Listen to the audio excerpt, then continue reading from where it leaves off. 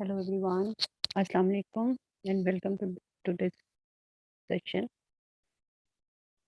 Our guest Sharuji is here. So we are starting in few minutes. Just waiting. Some more participants can join. So we will start in few minutes. In 2-3 minutes. 2-3 more minutes I'm waiting for, and then we will start the session.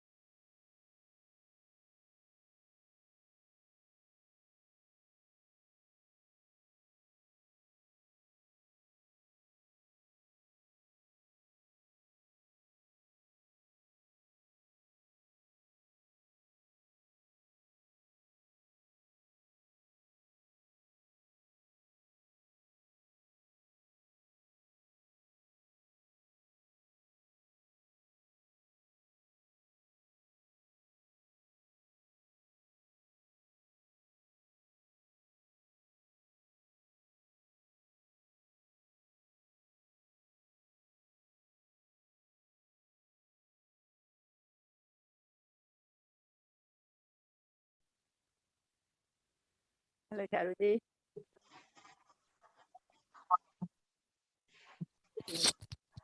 So Sharuji is here. So I'm just introducing her.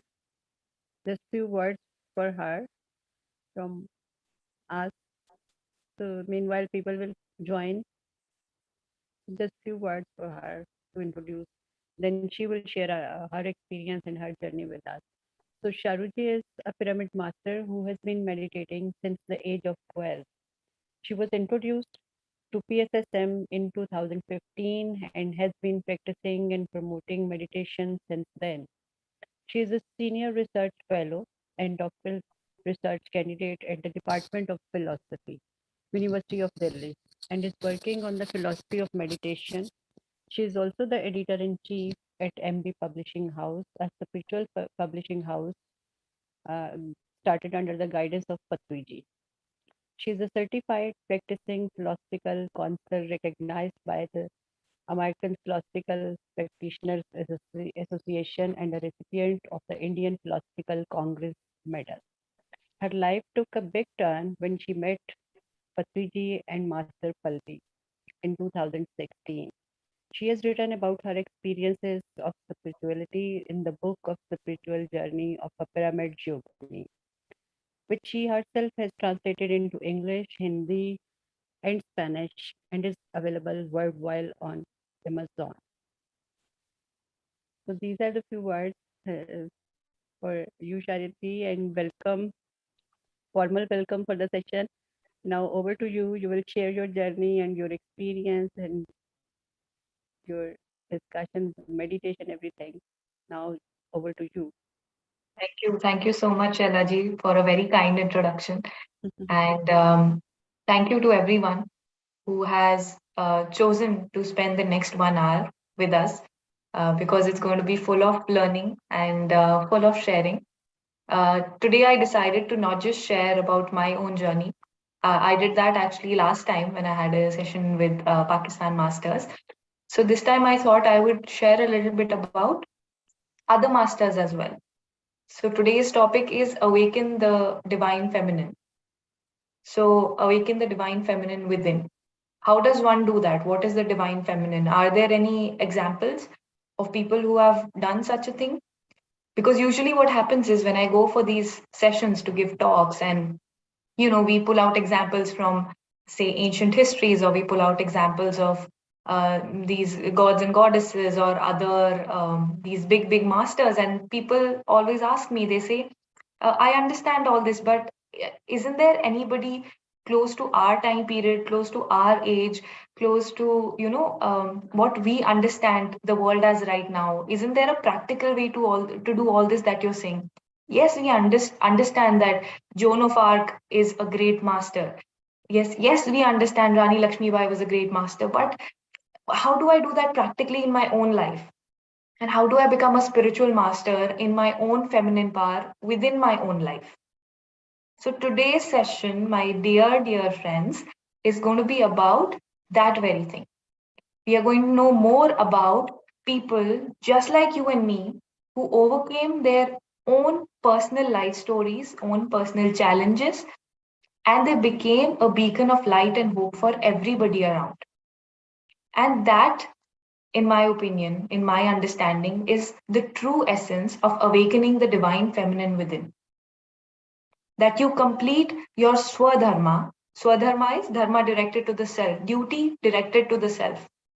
You fulfill your duty directed towards yourself, and from the doing of that, you become a beacon of light and hope for the world around.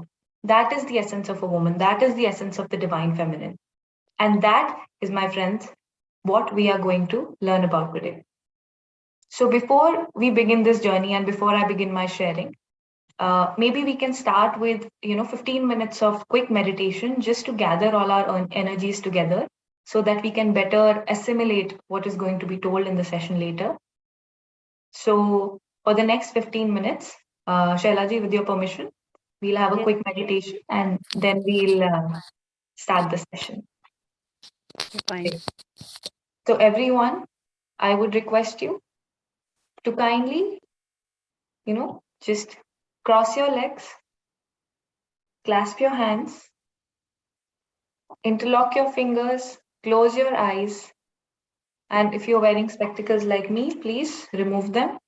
When we are meditating, we don't want any pressure on the nose because that is where the breath flows through. So we always remove our spectacles before meditation. We are going to close our eyes and we are just going to observe our natural flowing breath.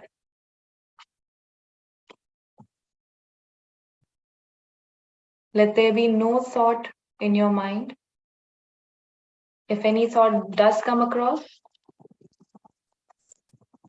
just let it go and come back to observing the breath.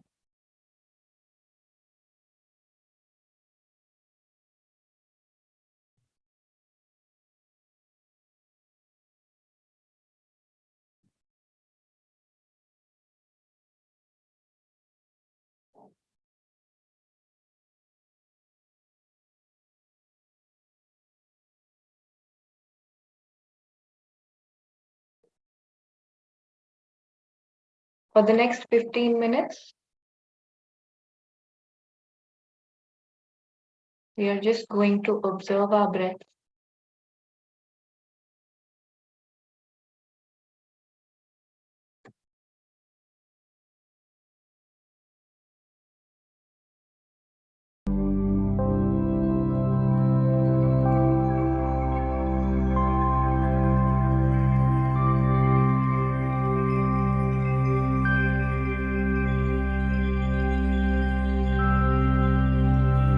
We are going to empty our mind of any thoughts and leave space for the divine feminine to flow through us.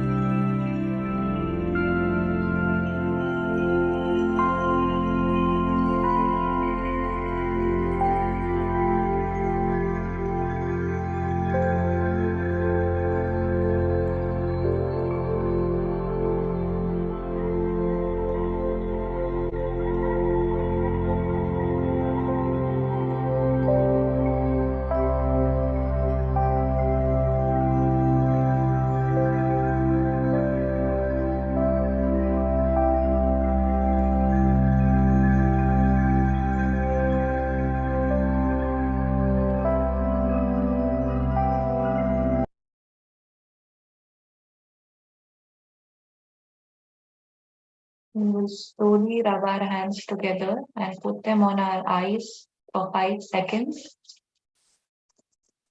5, 4, 3, 2, 1. Slowly open your eyes and come out of meditation.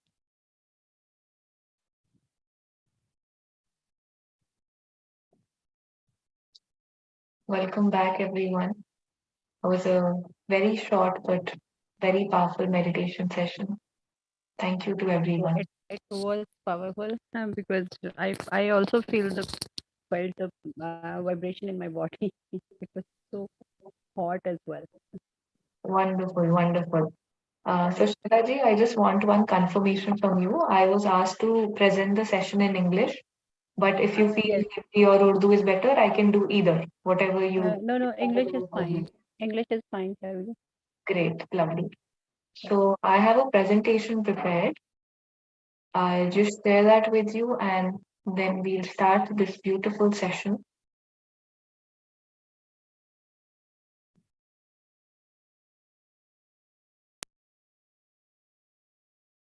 Yes, I hope you can see the screen, Awakening the Divine Feminine. Today, what we are going to do is we are going to take a look at women's spiritual authors. Spiritual authors, spiritual women who came into their own power, and through that, they were able to help so many other people along on their journey. We are going to learn a little more about their personal life today. So, the first woman that we come across in this journey is Debbie Ford. I'm not sure how many of you might have heard her name before, but Debbie Ford is a great, great master. And she was here in the physical body from 1955 to 2013. She had a career which spanned over 20 years, very, very long and a very prosperous career. She gave workshops and lectures across the US and she trained a lot of people about shadow work. This is a term we hear a lot when we are working on ourselves, shadow work. So that is a process that she developed. She also appeared as a life coach and she helped people who were, going through the process of divorce.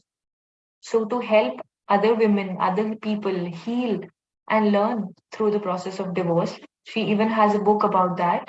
And out of the shadow work that she was doing with everyone else, in between all that, she gave a lot of workshops, she gave a lot of lectures, she traveled across the US, and she was on podcasts, she was on the Oprah show as well. So she's the author of 9 books. Some of them are mentioned here. She also founded the Ford Institute, New York Times bestseller, author of 9 books. What is the when we talk about the divine feminine, yin and yang. So yin energy, that is the feminine energy. What is one of the fundamental tenets of feminine energy? The fundamental things that we can learn from feminine energy, and that is surrender. Now, surrender, people have given a very confused definition to this word. Surrender does not mean to become helpless. Surrender does not mean to put down your weapons. Surrender does not mean to let go, to give up, to kind of have there's no negative connotation around the word surrender when you talk about spirituality. True surrender actually means accepting your situation as it is 100%. And that is what the divine feminine teaches us. So, what we see in Debbie Ford's life is that while she was doing all this work for so many masters, she herself she got cancer.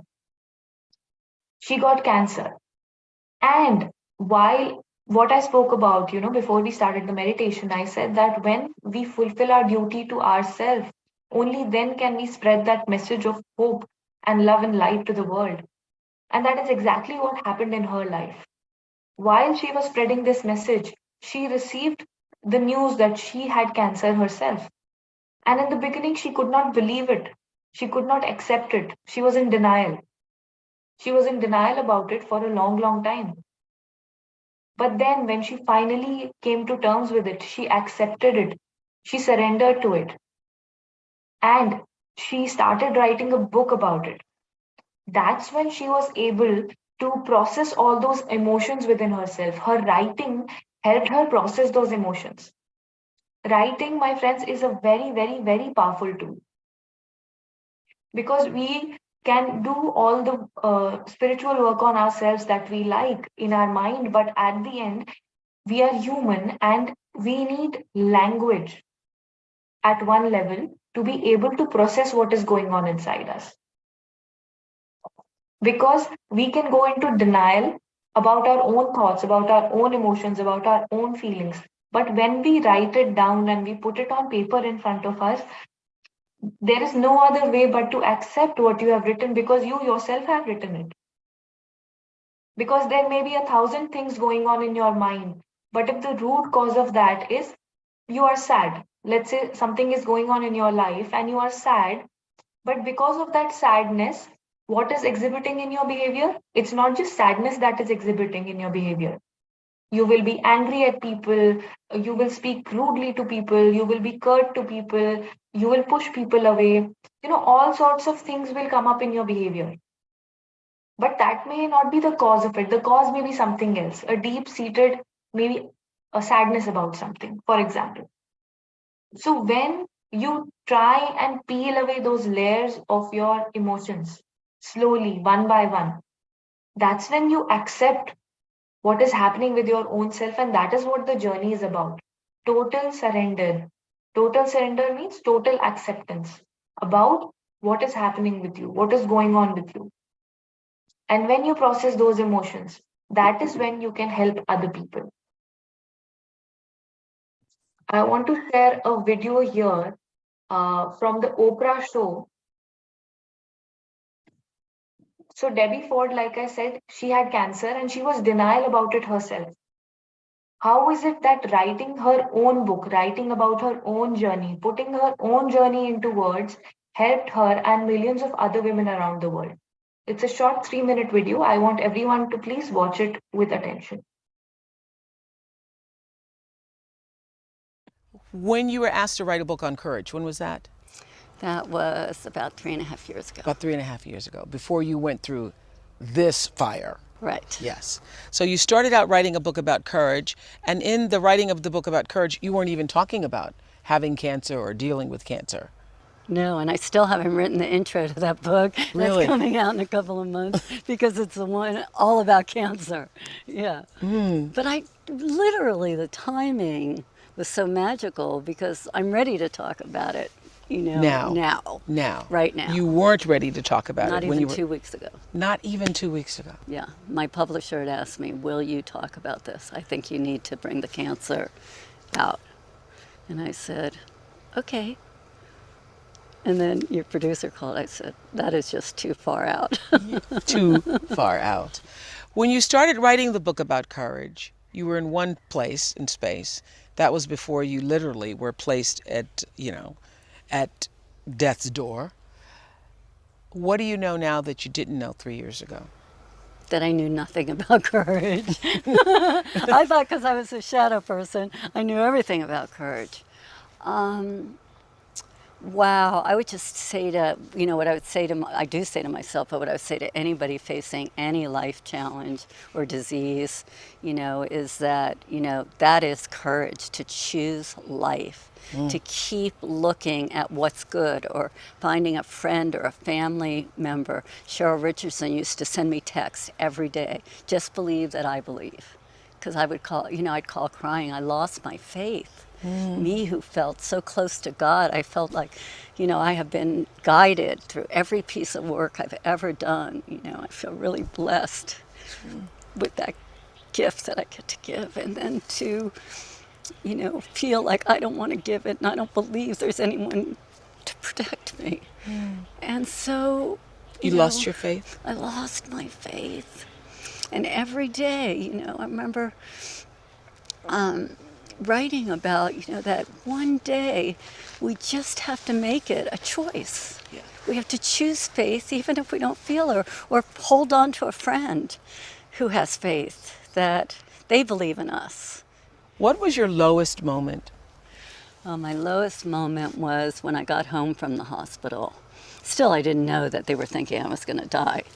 I thought I was just going to live and have no energy, Were you? What does that feel? That's what sickness is. empty. Is empty. What is describe for It us what it felt feels like? so lost. Like, why am I here? Why do I want to be here?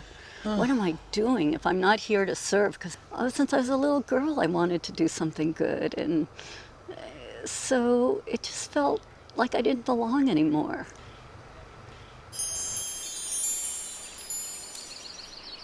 Yes, so what we saw in this video, my friends, is how, this lady, Debbie Ford, this wonderful spiritual master, she was already doing a lot of spiritual work in a field and she was helping so many people.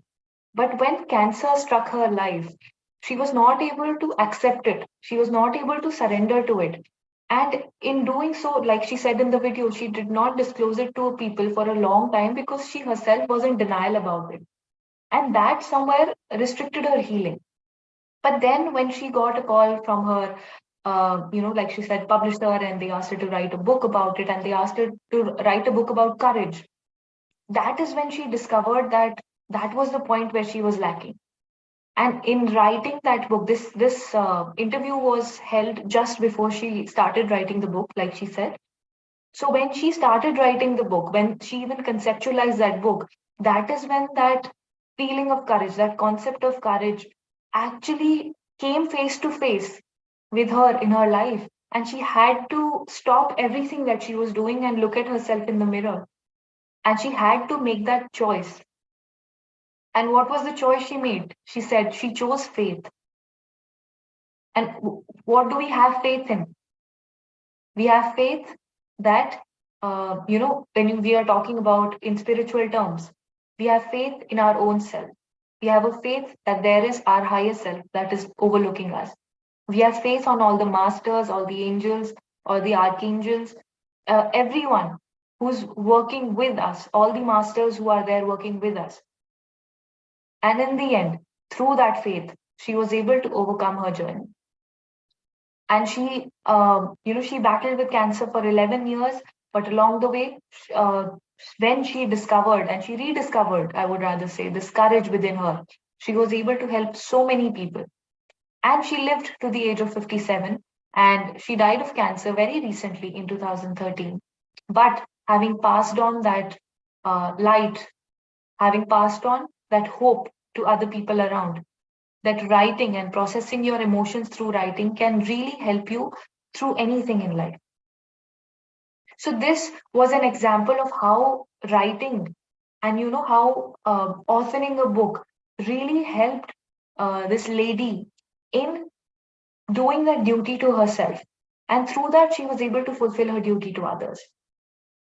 Now, conversely, we have the example of Louise L. Hay. Louise Hay, we've heard this name many times. I mean, she is one of the people who really started this new age healing movement. Her book, You Can Heal Your Life, this is a very, very popular book. And she too, my friends, was diagnosed with cancer.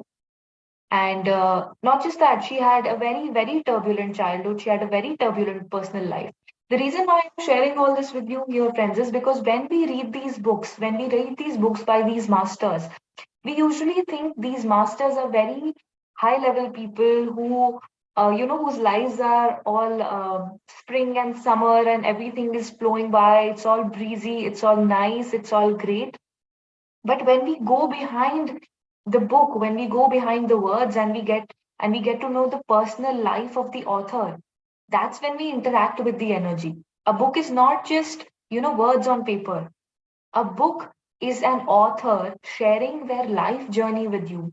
And in doing that, in sharing their understanding, in sharing their wisdom, in sharing their life journey, they're sharing their energy with you. It's an energy exchange. Each book is an energy exchange. That's why we get very connected to some books immediately, and we don't get connected to some books even if we try reading them again and again and again. Because we are able to connect to the energy of certain authors. the energy of certain topics. So, when we talk about Louise L. Hay, she's a great master who has taught people so much. But herself, in her own personal journey, she overcame so many troubles, she overcame so many challenges, which people don't even know of. And when you go into her personal life and understand how strong a woman she was, then reading her book and understanding the energy behind the words, the intention behind the words, the book becomes twice, thrice, five times more powerful because you understand that it has been written by a woman with a very strong soul. So, as I've written here, Louise had cancer and she had developed all her philosophy. She had developed all these books before that. But the time came her to practice all of this when she was diagnosed with cancer. And she considered alternatives to surgery and drugs. But instead of that, she decided to, go the spiritual way with affirmations, visualizations, nutritional cleansing, psychotherapy. So, with other means, other methods, other modes, she decided to heal her life. And can you believe it, my friends? Within 6 months, she was completely healed of cancer. Within 6 months. So, going a little bit back into her childhood, I want to share a video about her life as well. It's a short 5-minute video.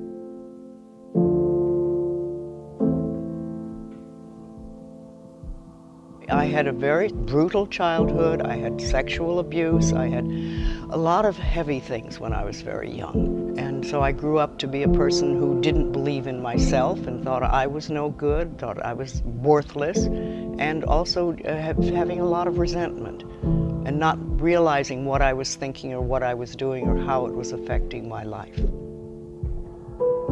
One day I heard somebody say, if you're willing to change your thinking, you can change your life. And I thought, really? Really? Is that possible? So I started to explore. And then I kept studying and learning. And as I learned, I would teach other people. Well, the thing was, I was teaching workshops at the time. And I said to myself, if I could just put this workshop on paper, I could help more people. But I did. I took a little time off and I put the workshop into book form. And I had no idea that life would take it where it has taken it. One of the pioneers of the self-help movement, Louise Hay. In 1984, she started a small company in her living room with 2 self-published books, and now she oversees a publishing empire. Her international bestseller, You Can Heal Your Life, has sold over 30 million copies and has been translated into 25 different languages.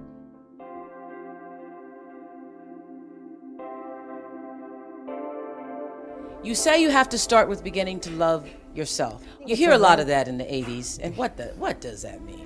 It means to stop putting yourself down, stop criticizing yourself, stop mistreating yourself. Begin to treat yourself as something that's very precious. Louise Hay's book is titled, You Can Heal Your Life. Absolutely. You know, all babies are born loving themselves, and then somewhere along the line we believe people who are frightened or angry, Yes.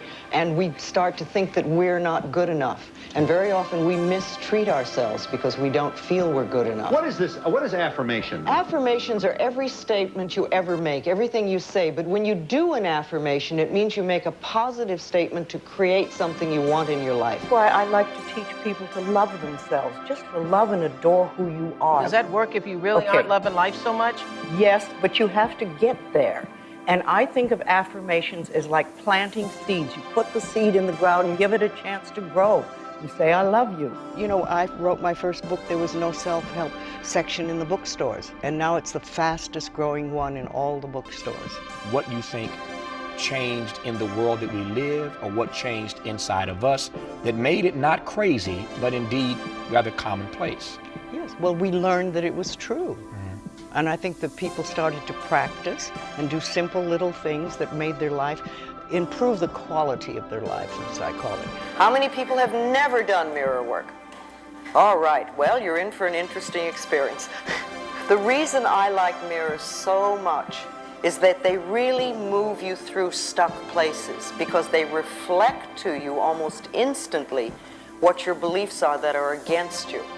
And what most of us do is when we hear or feel a negative message, we try to run from it. And we have all sorts of ways of doing that. I mean, people go to the extremes of drug and alcohol abuse and things like that, but there are lots of little ways that we run from our own barrier thoughts. And if we could, instead of that, accept them and examine them and turn them around, say, no, I don't want to believe that anymore. Remember, it's only a thought, and a thought can be changed. We get the opportunity now of choosing what we want to think. When we were very little, we had a lot of stuff fed into us by our parents and other places around us. I mean, after all, we got it from relatives, we got it from neighbors, we got it from school, we got it from the church, we got it from television. All this stuff came in, and we're little, and we accept most of it. But we're not little children now, we're adults, and we get to choose what we want to think. See, all that energy that you've turned negatively towards yourself, you can use that powerful energy and turn it in a positive direction. And really love this person. I want to. You have my permission. reach out a hand.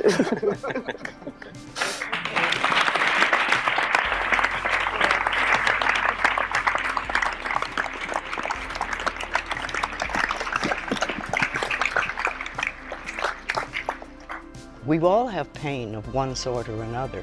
Even those who had very wonderful lives, we all carry some sort of pain. But it's wonderful when we can find out that we're not wrong, we're not bad, we are good enough, we're worthy of opening our life and having a better life. We can start to look in a different way.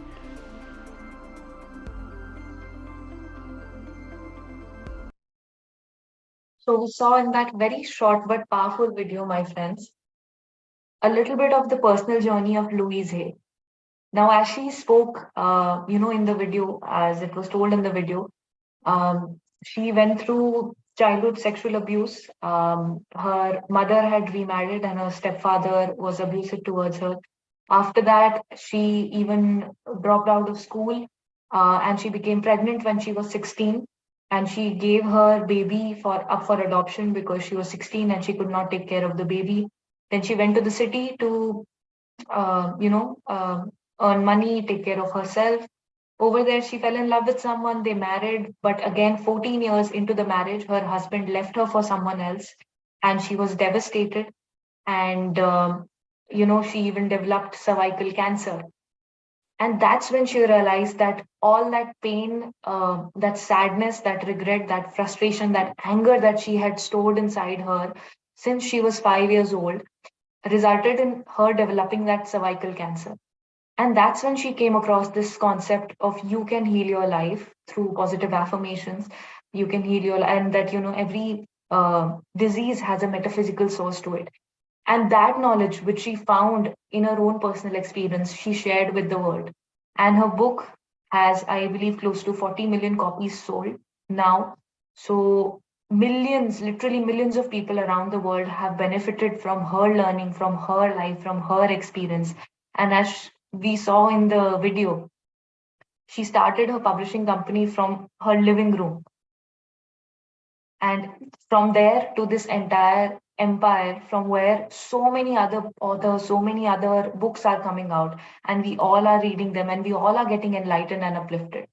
So, all of that because this woman decided to choose faith in herself, in her own soul strength, in the own feminine, divine feminine within.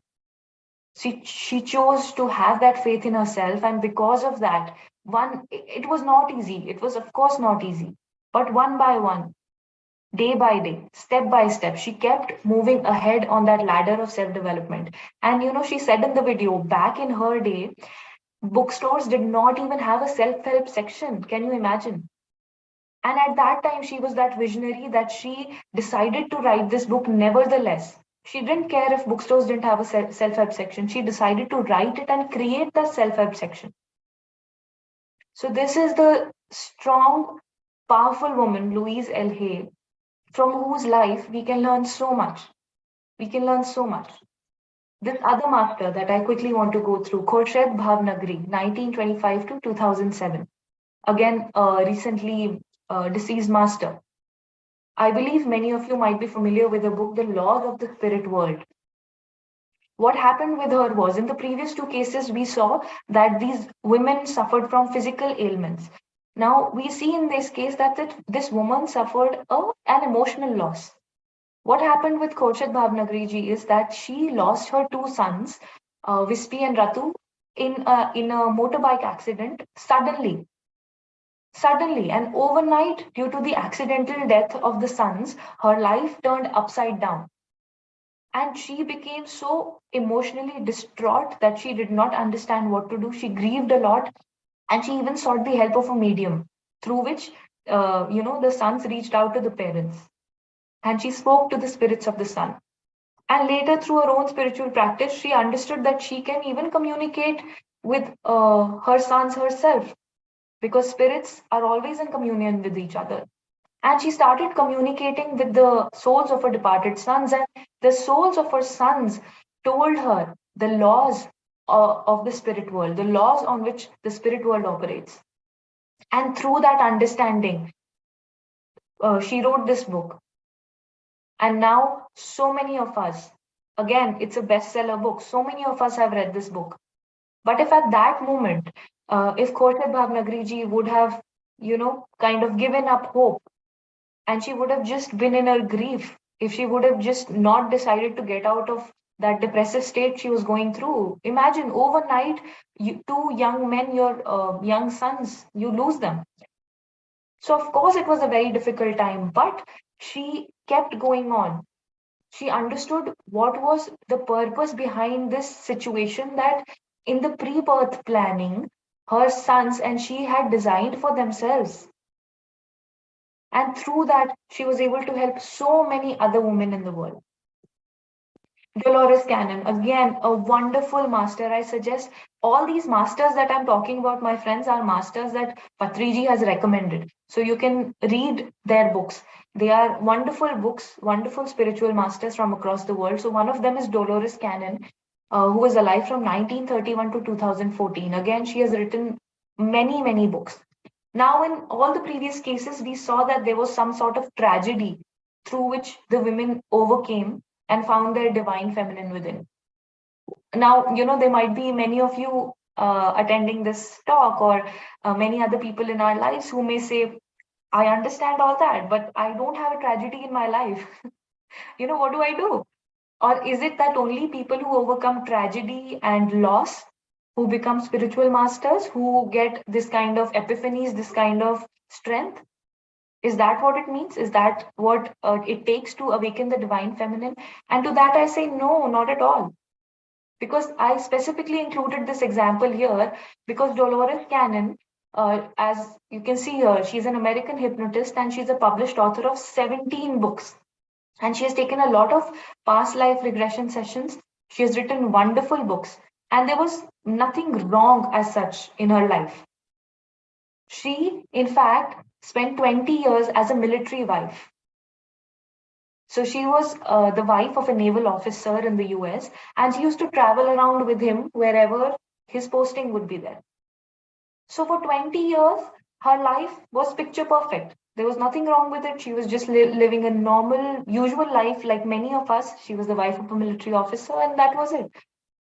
But after that, this military wife, this housewife, she decided to take her part. She decided to take her strength, and she became a hypnotist and an author.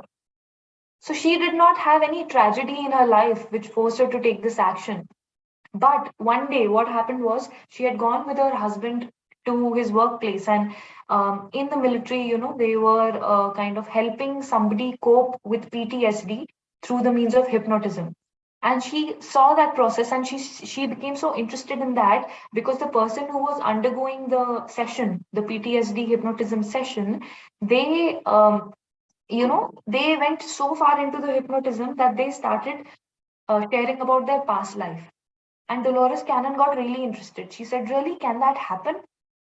If you put somebody under hypnotism and you take them back, you regress them, can you really discover more about their past lives? Can people actually remember their past lives?" And through that process, she started doing this experiment. and people came to her on their own. And she researched on thousands and thousands and thousands of people, and after that she's written 17 books in which she has compiled all this research about past lives. She has channeled Nostradamus. She has had conversations with Jesus. She has had many wonderful experiences which she has penned down in all her books. So what I'm trying to say, my friends, is that it's not just tragedies. It's not just you know some shocking situation that has that has to pull you out from your normal, usual, everyday life, and join you with your inner feminine, bring you back to your inner feminine. No, even just your normal, easygoing, natural life can take a turn when you become aware of your surroundings and you become aware of your own life purpose. The day Dolores Cannon saw that hypnotism session and she saw that the person undergoing that session went into their past life, she immediately connected the dots because she was in that state of awareness. And when she connected that dots, she became curious and she thought, can I also do something like this? Can I help people in this way? Can I help people remember who they were before they were in this life? And in, like I said, first duty towards oneself and then duty towards others. She had already spent 20 years of her life as a military wife. So she had a husband and, a family life. Everything was going on perfectly. So she had done her duty to herself. And in her life planning, in her soul planning, now was the time for her to commit her duty towards others, to fulfill that duty towards others. And that's what she did. So, what I'm trying to tell you, my friends, and I will end my talk with this last bit of sharing. What I'm trying to share here is that all these spiritual authors are women who were very, very normal, just like you and me. And they were just living their lives. But either through and a so-called external situation which forced them to change their focus in life, forced them to sort out their priorities, forced them to review what they were doing in life and take a turn. Or on the other hand, they came across a situation which kind of uh, challenged their awareness. And when they were able to be aware of that situation, their life took a turn. So there are different ways in which life gives us opportunities to awaken that divine in ourselves. But it is solely up to us whether we answer that call or not. The only difference between these women and probably us right now is that they answered the call. They answered the call and they did not think less of themselves. They did not think that I cannot do this. They did not have that critical, negative self talk. And because they nurtured that plant, they nurtured that seed, finally we can see the tree which is in front of us. And these women have left a legacy for all of us to follow. So books have been a very integral part of my life. Of course, I'm doing my PhD right now, so I'm always surrounded by books. And I'm also, Patriji, under the guidance of Patriji, we started MB Publishing House solely to encourage more spiritual authors to pen down their journey. So books have been my life for as long as I can remember. And like I said, we always say that the examples that you give are so far out and they might not apply to us. So how do they apply to us? So what I also decided to do last year, my friends, was I decided to pen down my journey as well. Like it was mentioned that I've been in PSSM for the past 7 or 8 years now, and I have been meditating since I was 12 years old, and I've had my own journey into coming to terms with my own life, coming to acceptance, coming into surrender with this character that is called Charu Taplial. This is a character I'm playing in this life, and coming to terms with this character, her life, her mind, her emotions, and kind of understanding from that, uh, uh, overview, that higher third party point of view, kind of having a bird's eye view on this character's life, really helped me process a lot of my emotions about how I viewed my life. So yeah, so I also wrote a book last year, Spiritual Journey of a Pyramid Yogini. Patriji was very generous enough to give that name to the book. And I too am, the reason why I'm sharing this with you is so that I want to also pass on this, torch to you. And I request everyone to, even if not a book, I mean, a book would be a great deal, because then a lot of people can read and a lot of people can understand and learn from your life lessons. But if even if not that, I really request everyone to maintain a journal, a personal diary for themselves, and to write down, because when we are thinking, our thoughts are moving at such a rapid pace that we don't even process all of our thoughts, because we are thinking constantly, constantly. So when we write down, we have to, it's kind of we have to pause our thoughts and we have to compose our thoughts, and then we can write down, because the speed of our hand cannot match the speed of our thoughts. So when we pause and we slowly write down what it is that is going on inside, that's when we come face to face with it. That's when we understand what is going on here. So every night before going to bed, a lot of us maintain gratitude journals. A lot of us write thankful notes to the universe and ourselves. We write a lot of affirmations, but also to understand, since we talked about shadow work, where is it that we need to work on ourselves? Not where it is that we are lacking. It's just where it is that we need to work on ourselves to come more into our power. What does that mean? To be wholly and truly ourselves. That, my friends, is the only definition, the only explanation, the only deliberation on awakening the divine feminine you need. It's to become wholly and truly yourself, the woman that you are supposed to be. And if some men are here watching, or you have men around, this is not, I have given the example of women authors, but this is not just restricted to women, because energy is not just energy does not make that distinction between men and women. So it's not that a divine feminine cannot be an energy related to a man, because we have both the divine masculine and feminine within us, the negative and the positive, the yin and the yang, the black and the white. So we have both energies in us. So even men around you, they can also awaken that divine feminine within them and heal that aspect of themselves through pausing, through surrendering, through accepting their situation, through writing things down and coming face to face with what it is that needs work in their life.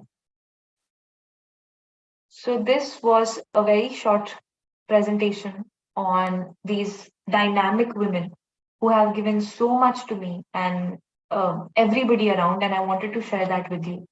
I hope this presentation was of some help to you in your own journey. And if anybody has any questions, we can probably get to them now. Thank you so much. Thank you, Sharji.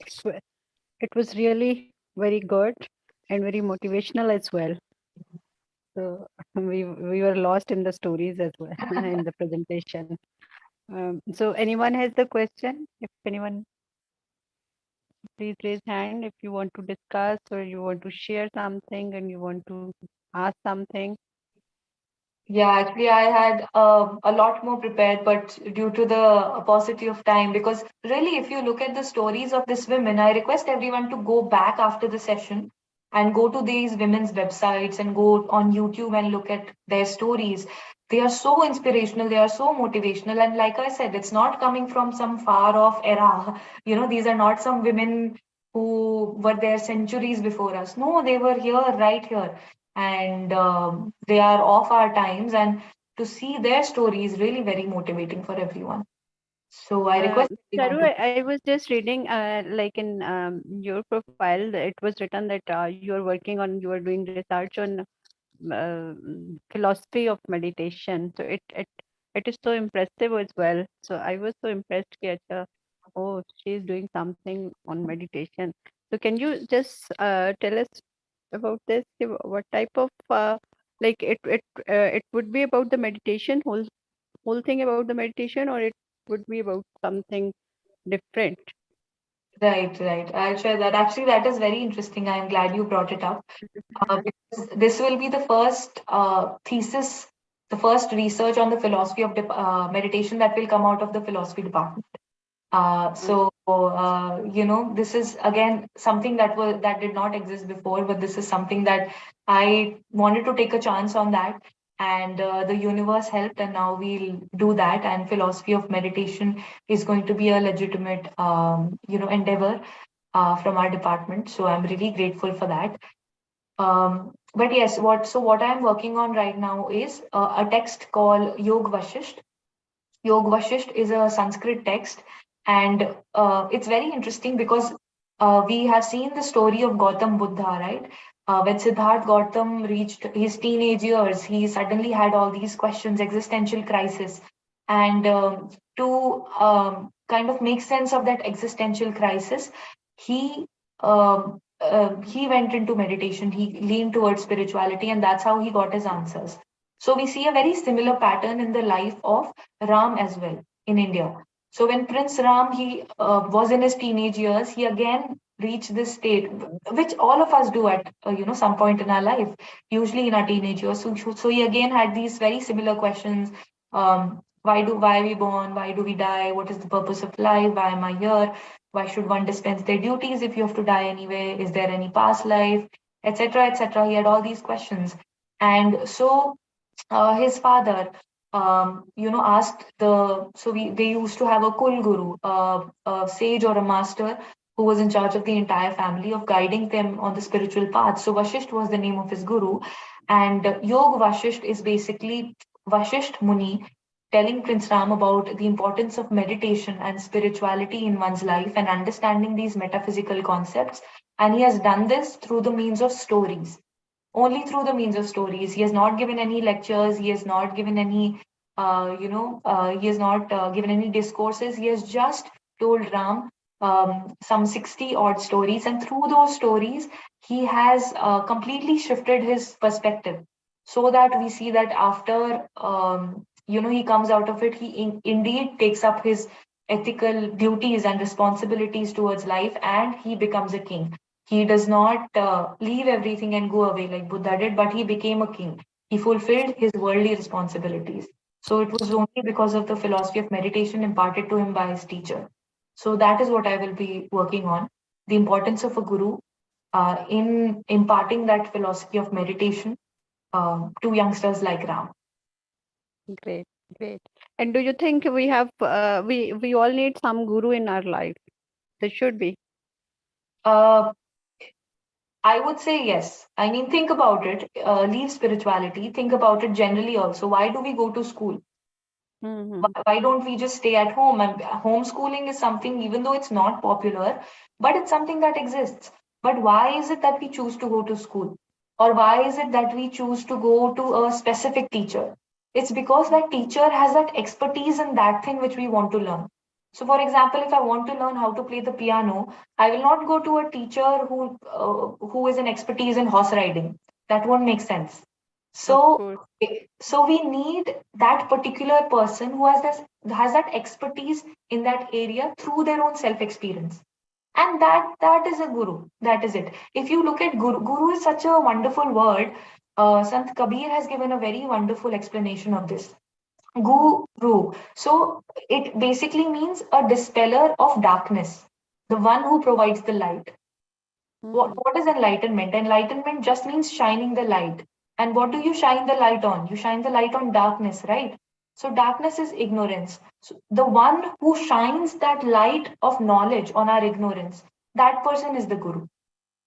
And that is why Patriji always says the breath is your guru. Because when we are with our breath, with our normal, soft, easy, natural breath during meditation, that dispels all the ignorance, all the darkness within us.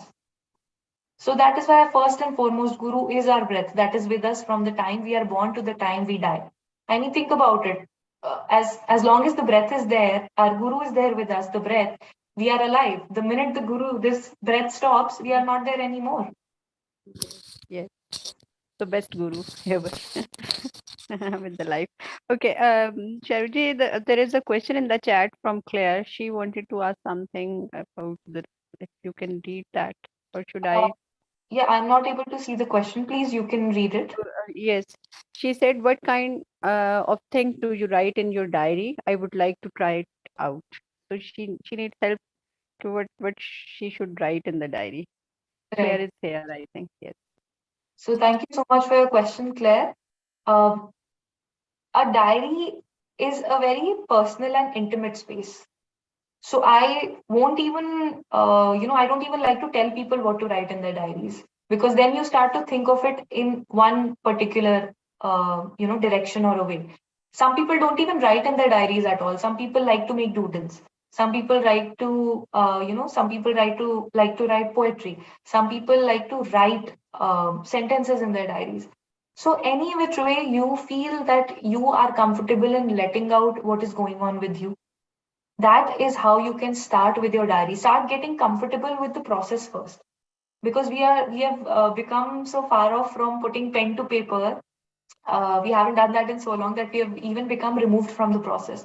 So first of all, get into the habit of sitting down with a notebook and a pen for at least 10 minutes or 5 minutes a day. I'm sure we can all take out 5 minutes. So first get acquainted with the process. Once you're comfortable with the process, because when we start making too many changes in our lives, we become so engrossed in the changes that we forget why we made that change in the first place.